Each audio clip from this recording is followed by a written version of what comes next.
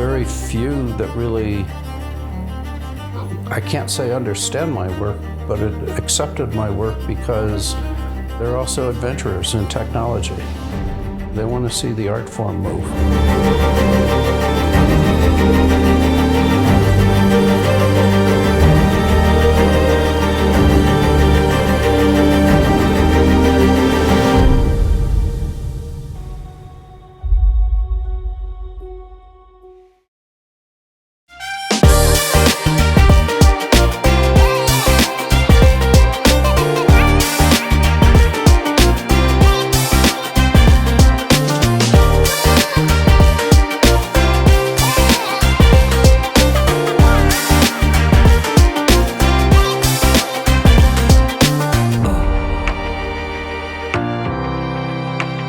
I kind of latched onto photography, and then my grandmother, being a wonderful guide, if you will, took me to a department store and she bought me a Zeiss Icon Contaflex camera.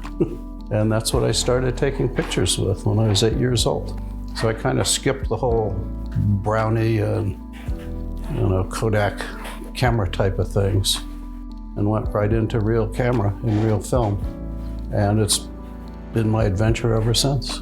I've had gaps in photography. It was my grandmother who bought me my first camera, which was wonderful. I mean, I fell in love with Weston and Ansel Adams and sort of the popular photographers of that time. I mean, I just was fascinated with what people could do with an image and what kind of emotions people could emote with an image. I just wanted to do it. I wanted to see if I could do it, if I could talk through that image. I can't say I understand the universe, but it helps me not try to understand the universe, just try to display what I see in the universe. And you see as much through your eyes as you do through your heart and through your spirit and through your acceptance of what's there. And that's basically what drives my art, is how do you transcend the obvious and how do you create a visual adventure to help people understand that the world is not static. It's in constant motion. And my chosen medium was photography. Duh, that's two-dimensional and static. What kind of idiot am I? I could have chosen film. I could have done a lot of different things. But the challenge was I love photography. I still love the photography. And that's why a lot of photographers don't love me, because it's not traditional photography. And I think you might have heard it from some others you talked to. There are very few that really, I can't say understand my work, but it accepted my work because they're also adventurers in technology. They want to see the art form move. Every time you talk to somebody in the arts, they say, well, you got to differentiate your product. You got to differentiate your product. Same thing in design. What makes you different from anyone else? And that's where I came up with the patented process that I use that fortunately helps my work look very different than anyone else's work.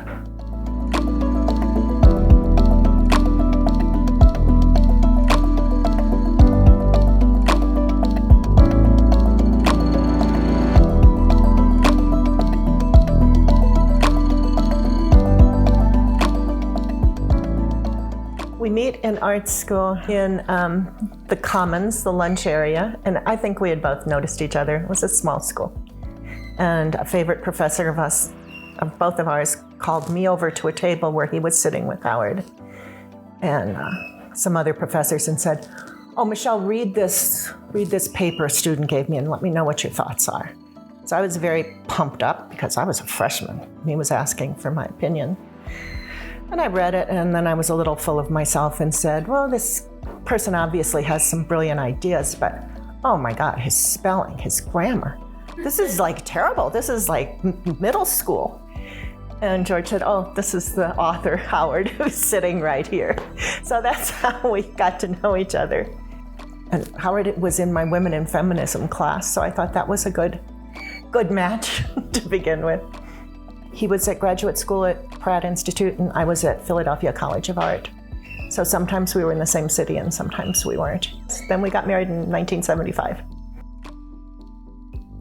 We're out getting dinner one night, and a house was being moved on a trailer, and we both found that fascinating. There aren't that many people that would really consider that a fun date, but we did, and we followed it to see how it worked. Even though our work in the present time doesn't relate at all visually, it does in very subtle ways, I guess, in terms of enthusiasm for colors, but we each have our own distinct interests.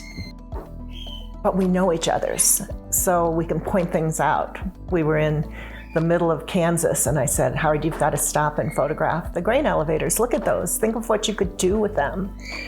And we'll be driving to Santa Fe, and he'll say, oh, I have to stop. That's a Michelle painting. I have to get that for you. You make your notes. I'll make a study photograph. And it's a way of gifting to each other. And as artists, you have to support each other in a lot of ways. We artists have needs that need to be met. You have to put aside your own ego sometimes, because artists also tend to have big egos. You have to be able to be willing to put your art out into the world.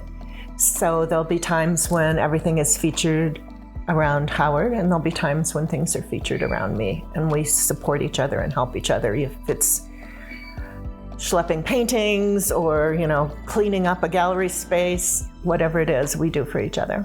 I've been blessed to live with Michelle for as long as I have, and have an amazing partner in critique and vision and understanding that she tells me a lot more than I've ever dreamt of in many times. So could I do this without her? Maybe, but it would be a hell of a lot harder, I'll tell you that. So, that is great. And because we both met in art school, we both have kind of the same understanding of the world. Mine is a little more alien-oriented than hers, but that's a whole different subject.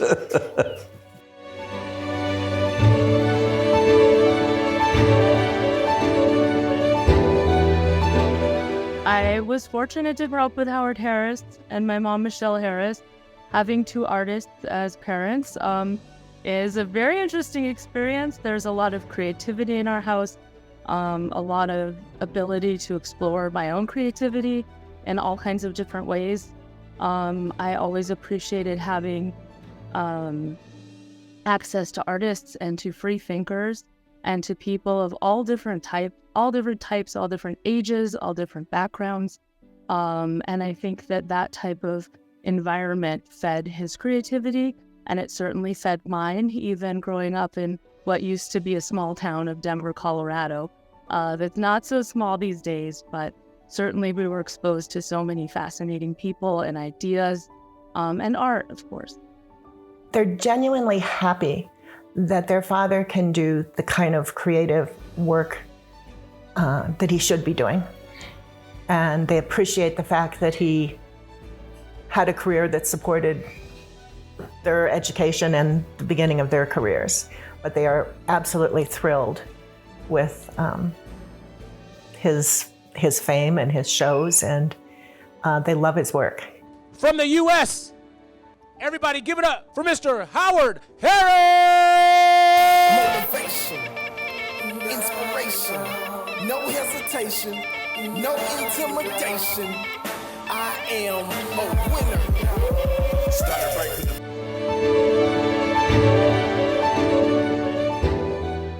His work evolving and changing through my whole life. I feel fortunate being his daughter and having the benefit of the creative work he did for a living when he ran his own company with my grandfather, and being able to spend weekends playing on the printing presses. And, I work on issues of digital divide, and having access to the very first kind of paint programs on the computers was just such an exciting thing. So I feel like I always got an inside view to the cutting edge technology that is now just feeding his work and his creativity, the access to those tools and to people who are using them, and everything from old analog, photo darkrooms to very high-tech computer illustrations. I think I have a real deep respect of the way technology plays a role in his art. And it's been fascinating to watch it evolve as he's given himself more time. From his, he's always done photography, he's always done art. But since he quit his day job, this is more than a full-time job. I used to think my dad worked a lot. I think he works twice as much, at least, if not more now, on his art. And that's, it's inspiring to see. It shouldn't be surprising, but it never ceases to amaze me.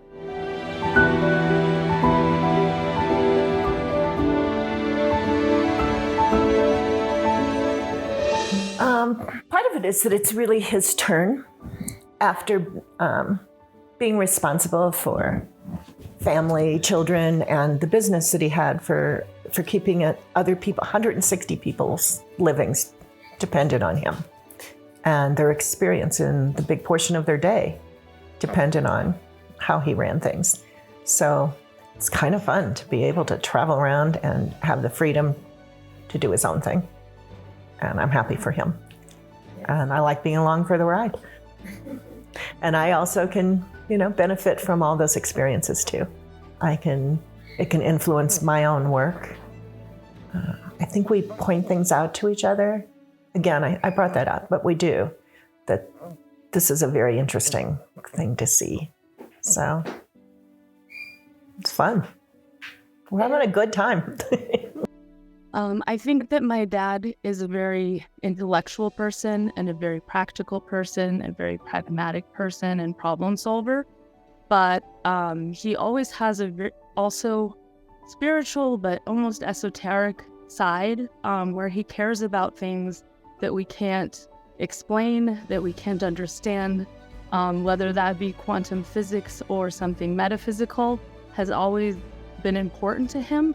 And I think that his art is a way to express what we can't understand, but we see or we feel, and maybe we see or feel differently than the people we share those feelings or those thoughts with. And I think that some of his abstractions and the way he views some of his subjects are just ways of expressing that gravitation toward kind of a more metaphysical or intangible world, while living in a very tangible, concrete world. So that kind of secular versus metaphysical seems to really come together in his art in such an expressive way. Can only be interpreted by those who see it, but I'm wondering if that's some of where it's coming from. I say he's very content with who he is. I mean, he doesn't have a lot of self-doubt, and he really doesn't work hard to fit anybody else's image.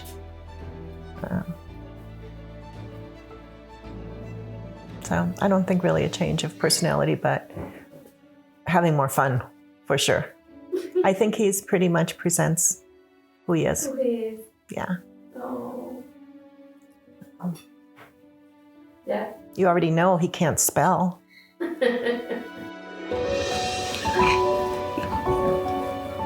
and here's where my magic happens. Oh. Or my disasters happen.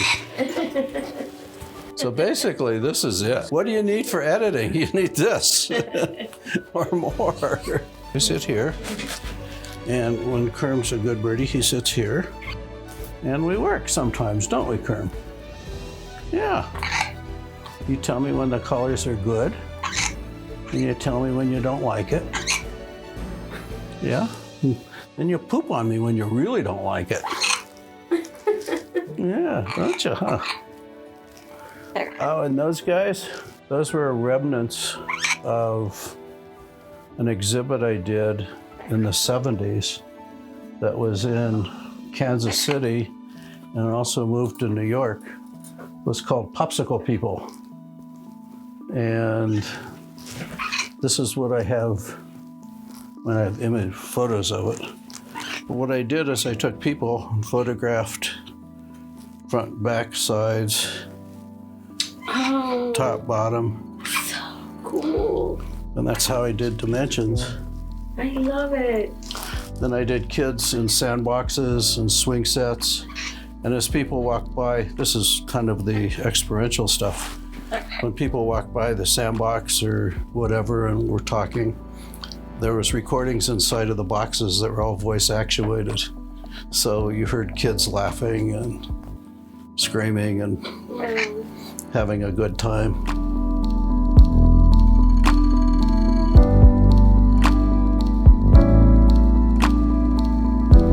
First I have to take a photograph. In these images, I've taken a lot of photographs of different animals. But as you can see, in my animal photographs, I love detail. I even love the tails. So, and cheetahs, here's my cheetahs. 2 cheetahs looking away, cheetahs looking at you. They're just wonderful animals. But this particular cheetah is one I selected.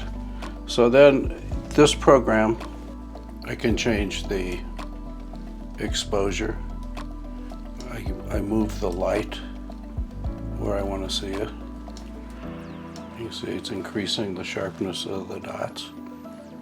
So what I'm doing is an overall adjustment of the vibrance and the saturation to get the image that I'm looking for.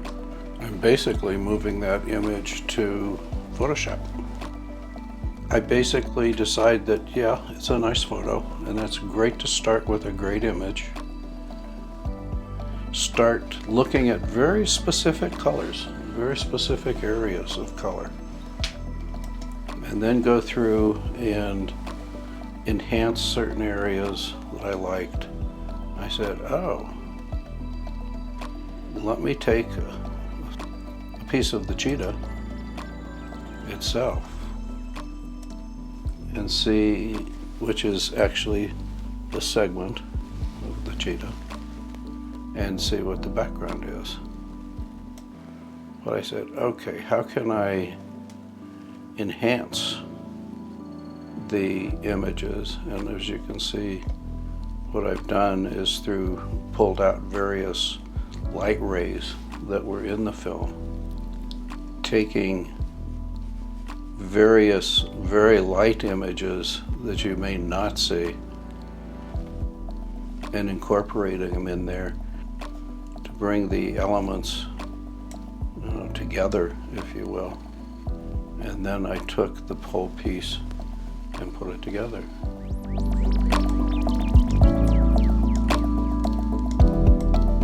But what I like about this particular piece is basically, I like that section. So what I'm going to do is basically just take that section, blow it up, and I say, okay, that might make an interesting background. So I'll accept that. I'll say, whoa, can I make it a little more interesting? And I'll go into,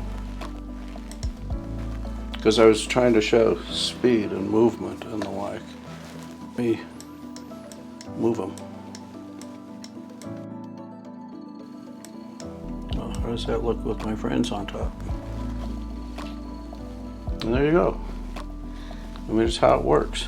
But what I actually do on these is go through, and that's what I ended up with. And it's a number of different layers, and then I'll add another layer on top of it, which you can barely see, but what it does is it gives me that sort of ghostly feeling that I was looking for. And then I didn't like it so ghostly, so what I did is enhance the white to bring the cheetah to life. And that's kind of the magic of the screen. But I'm still not done. But what I'll do is I'll take that image and blow it up to 30 by 36. And this is what I give Reed. And I have to add a 1/4 inch for their bleed all around it. So I added that. And then for Pepperdines, what I do is I take the image that you saw with Reed, flipped it because it gets printed upside down, apply the grid. There was the original image.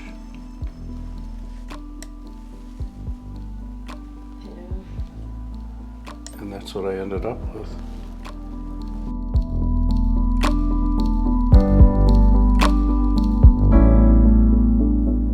My uncle, who was an art director in New York for Young and Rubicon, I believe at that time, he had dinner at our house and he introduced me to the art side of design, and it was called industrial design. And at that point, I've never heard of industrial design. What is that? So I started researching that and found there's only 3 or 4 schools in the United States that offer that.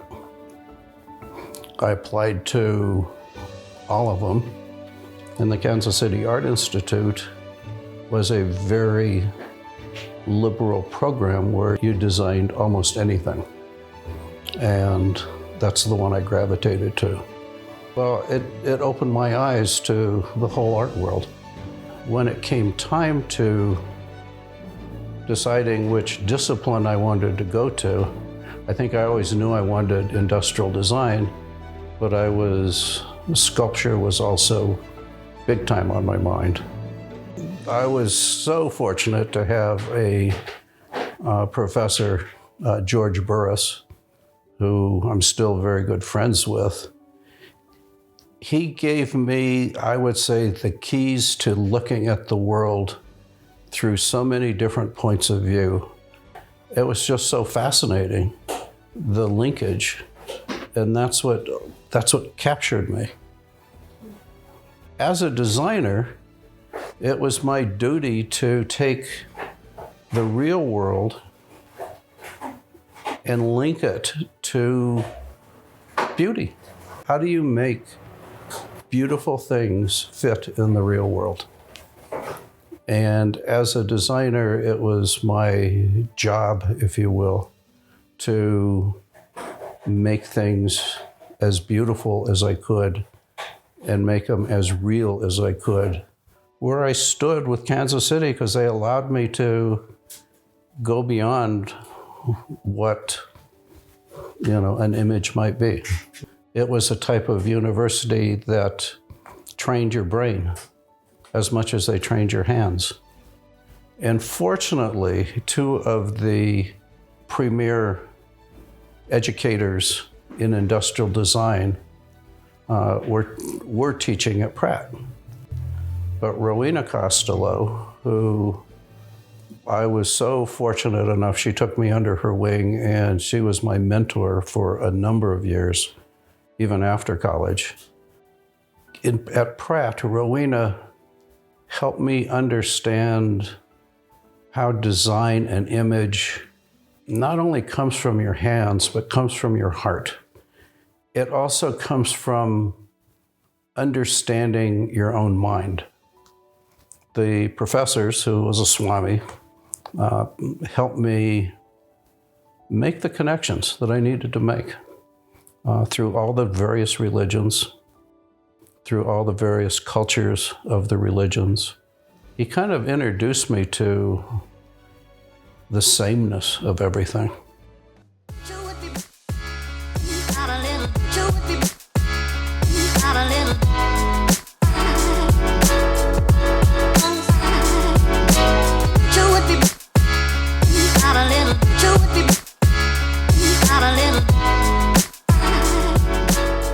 Honestly, what helps me do what I do is people like Bob and his company. And they have one leg definitely in the fine arts and another leg definitely in the most, productive technologies for the arts. Customers will come to us like your project, and hundreds of other projects have come to us, can you do this or can you do that?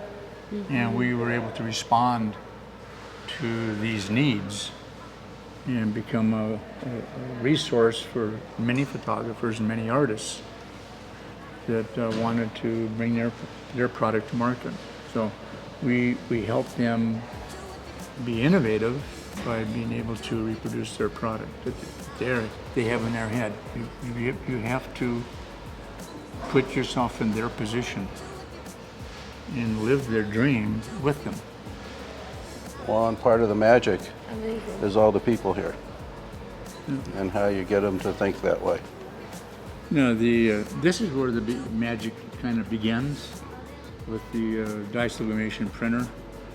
This machine will take Howard's image and we'll take the digital file, open it up, print it onto the receiver sheet. It's a very lightweight paper, and you'll image it backwards. And when you see it printing, it'll be a very anemic, hardly no color in it at all. It's disheartening almost. But one of the hardest parts in the beginning when you're first doing this, as you'll see when it comes out, the image doesn't look like anything that was either on that screen or the way it'll end up.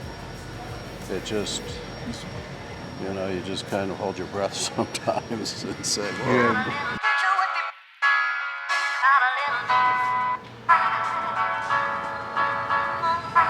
See, one of the key elements when you're cutting this is you don't want to sneeze. Yes, please don't sneeze.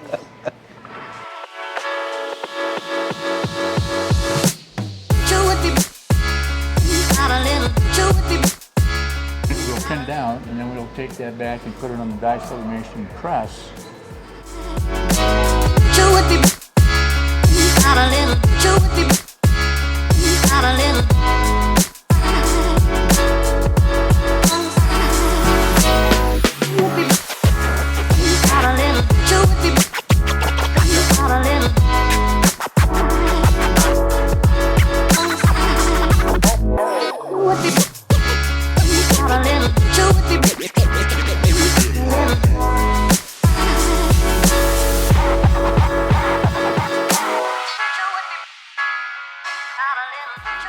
And that's where the magic happens, where it goes into a press at 350 degrees, and depending on how large the image is or how small, it can be anywhere from 7 to 9 minutes in the press.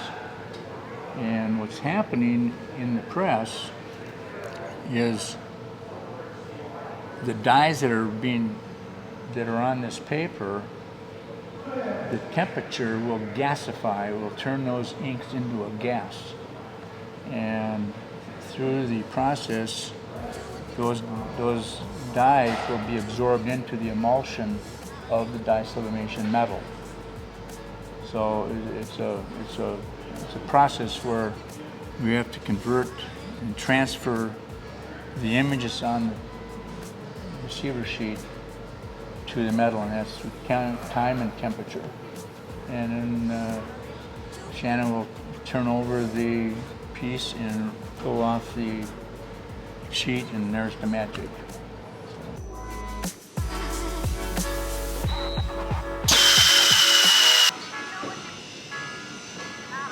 This is the magic time. And that print is very hot. Yes, it is. Yeah. I can smell just the ink. The smell. Whoa. Magic.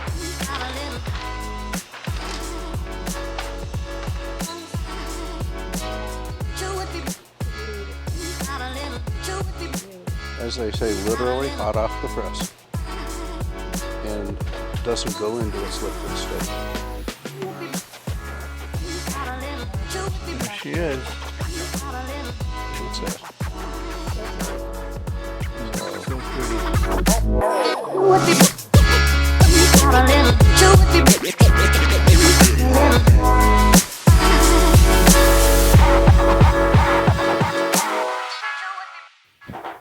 How can I make photography dimensional? I tried to create dimension where there wasn't any. I started with, how does the brain perceive dimension? So I dove headlong into the dynamics of how brain works, how your eyes are connected to your brain, and honestly, how your eyes don't really see, it's your brain that sees. So how can I manipulate the data that comes through your eyes to your brain? And the interesting part is with people who have stereoscopic vision, and people really have that through a concept called parallax. And it's the parallax that was the light bulb in my head. And the stereoscopic type of image, if I can show different permutations of the image together without machinery or anything else that a human has to look at, it might work. I started using acrylics and acetates and what have you to create images with. And after a couple of years of experimentation, I came to the plexiglass, and I came to the little squares that you see on the plexiglass. And the little squares basically are the example of positive and negative vision and how the eye and the brain tries to put together images. Even if they're not together, your eyeballs will put them together, or your brain will, because you think they should go together. So it took me a long time to get the spacings and how many and whatever, all that rigmarole scientific stuff right. But it came together. And lo and behold, some of the images were like, whoa, did I do that? And then I said, well, is that a mistake, or is that, it is a nice mistake, but it's not a mistake like 3M makes, and they could make Post-it notes out of it. I said, what am I going to do with it? So I worked on it, and you see what you see now is what I'm doing. When you photograph through the acrylic, you're not only looking at a reflective surface, you're looking at a refractive surface. You're looking at the front surface, which is one layer. You're looking at the second surface, which is another layer. You're looking at the third surface, which is kind of shiny here, which is on just this one is one layer. And then you're looking at the pigment depth, which is another layer. So you have 4 layers. And that drives cameras nuts with reflections and everything else. But that's what helps the perception of the eye. That's what helps you see the dimension that I'm trying to do.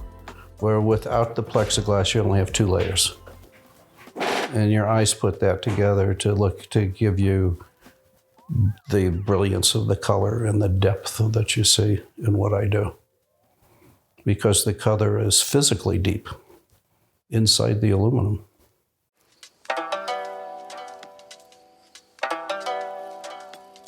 This is a ultraviolet drawing inkjet press. And the difference in these presses between sort of normal ones that we use for the aluminum, this one prints it on a flat bed. And the bed extends all the way out here. So you've got a bank of ultraviolet lights and you have a bank of inkjets, and that's what keeps the plastic flat and dry.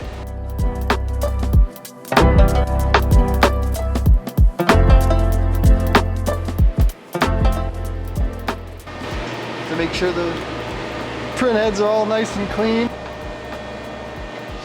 Well, and another thing that keeps these from being done at home is the inks they're using for each color. How many colors are you using in this? Right? 6. 6? Yes, sir. So it has your standard CMYK, and then it has a light cyan and a light magenta to give you a little deeper color gamut. Right. What he's doing with my prints is I spent about a month with him developing the formula for the colors. So I have a set of specific values that they probably don't use for anyone else because they're crazy. Right? Negative 55 saturation and illumination. Exactly. And I do that because of I'm looking for the optical illusion that I need to create. So if it was fully saturated, you'd see just a plain image, kind of like you saw on that sign, Right. which is beautiful, but not what I'm looking for. Right. So it's a balance of using the technology to get the inks the way that I like them, or the way it works for me, and using the machinery to accomplish that. Well, one of the other difficult things for these guys is they're printing my work on clear acrylic, and they're not printing it at full force. So it's really hard to see, actually, from what they're doing. So they basically have to trust the numbers and trust the machinery setup.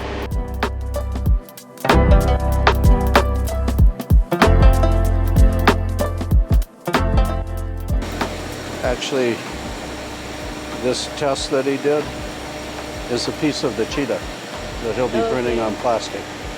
And these dots, Those are holes, right? no, those help to line up the cutting machine. Oh, The holes will actually be cut inside here.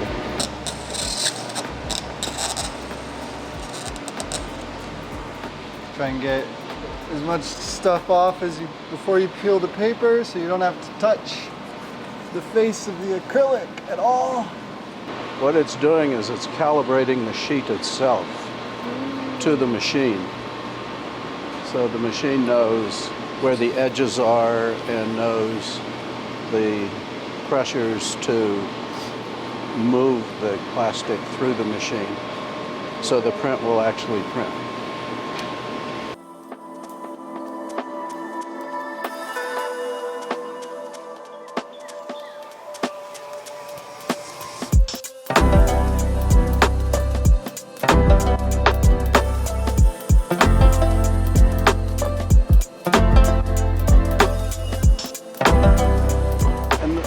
Part of it is honestly, you can't see the finished product well, at least what I do.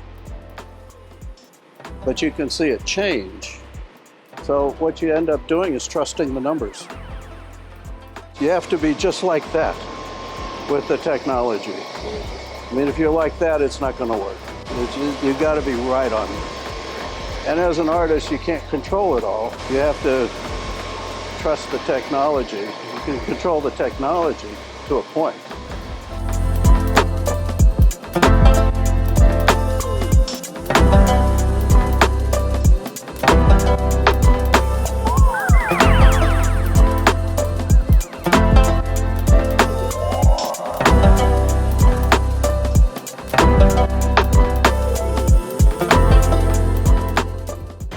Dad, I'm one little test cut, make sure my bit is still cutting nice. And then this is a little vacuum here.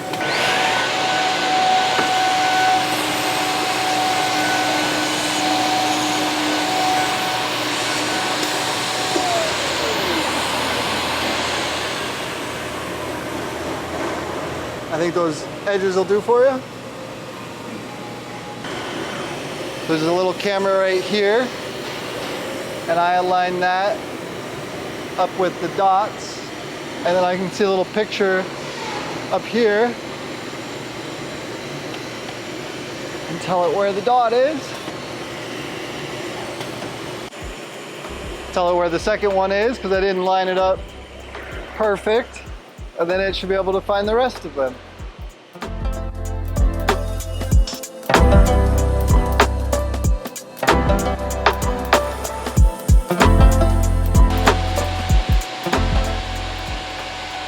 Then it'll take 2 passes to go all the way through.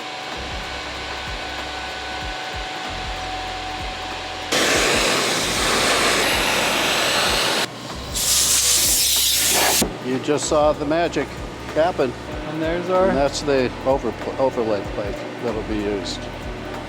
finished piece. Perfect. Thank you. Of course, sir. It was wonderful.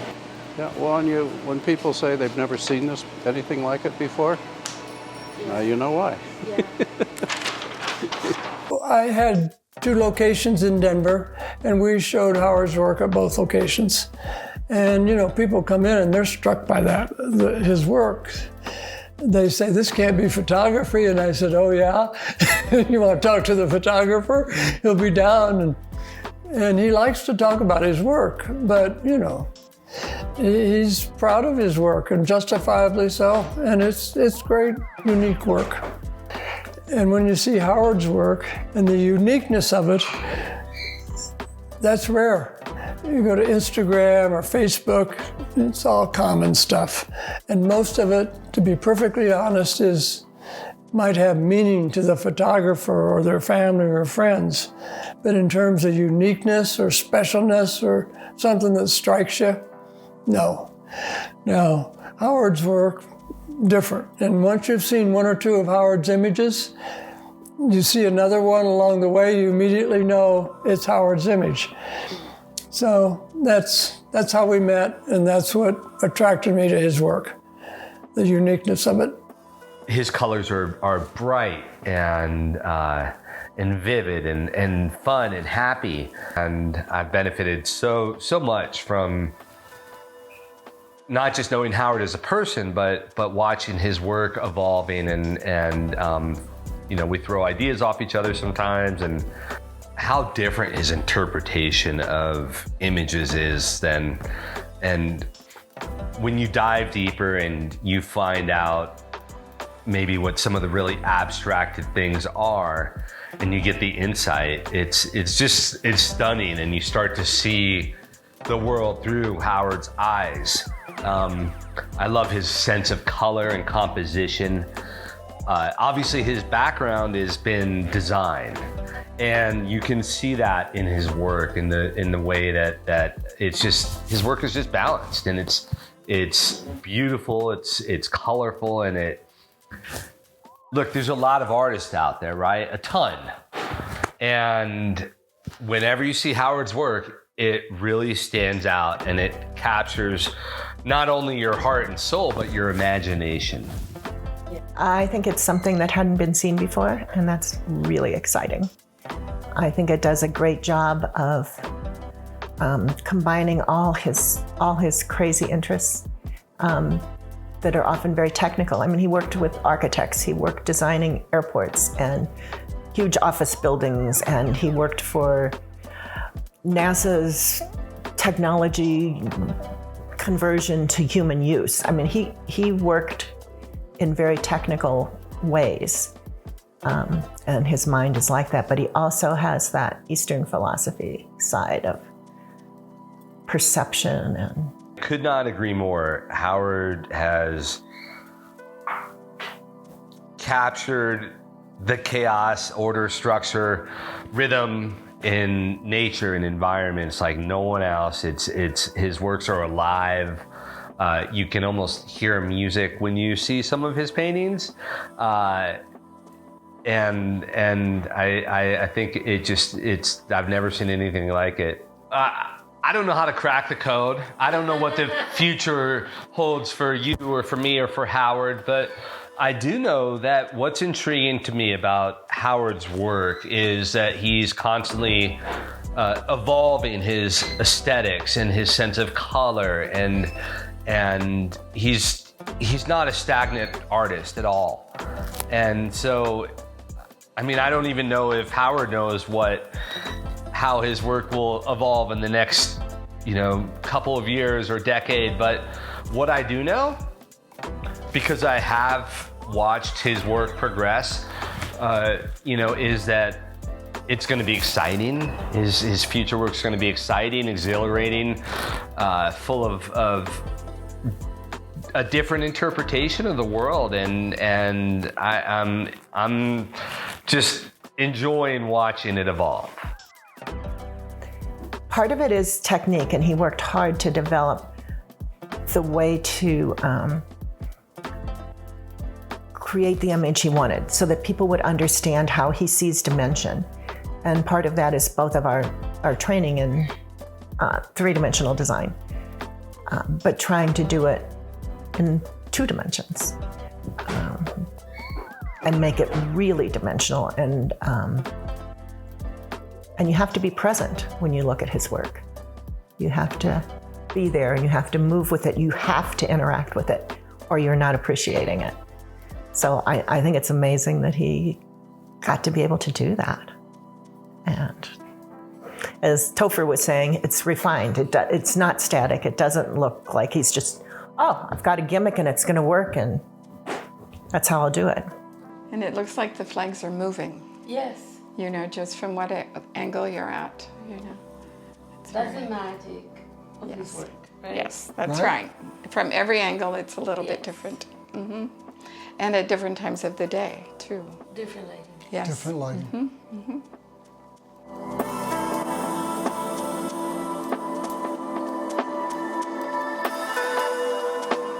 The name of it, Celebration, and it spoke to us. I've been in Portugal. I saw street flags like this. Well, when we got together, we became a couple. We needed a celebration of our togetherness, and so this was it. New life. Yes, our new life, and then it looks great there. So. Well, if you're going to celebrate anything in Portugal, it's going to be soccer. That's true. Yes. And my favorite color is red, so there you go.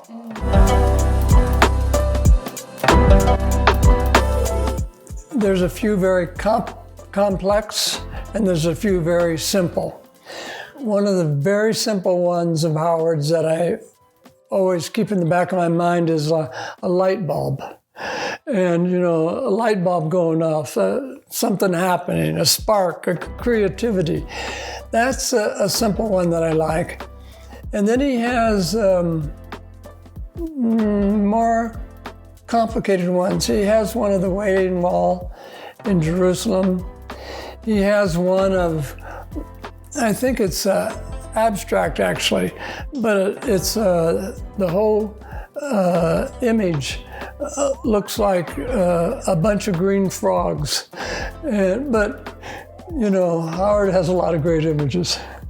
Well, his work continues to involve both subject matter and the technology of it. But he's got unique technology, and now I don't know everybody in the photography field, but I don't see anybody else doing this exact or even close to this kind of work. And he carves out a very unique niche for his work. Your art or your genius only goes so far that you can express it to others, and I think he's found ways to express himself while making his art somehow tangible or important to others, and that to me is real genius. So what I have to do is match the colors and the shapes in the plastic with this in reverse. And there's certain key elements that I use to do that, but every image is different.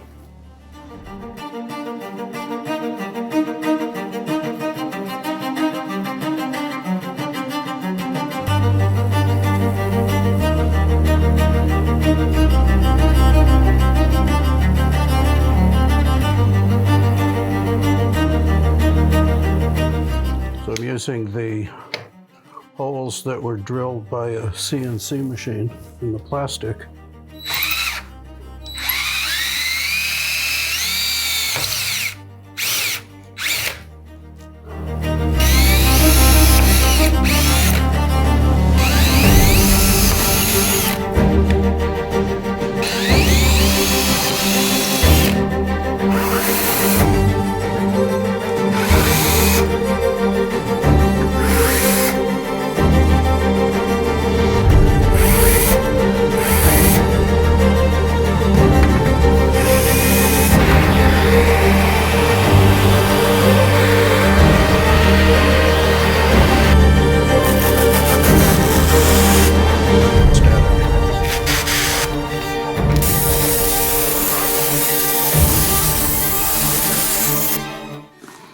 Is I used these little screws where I put them through the holes.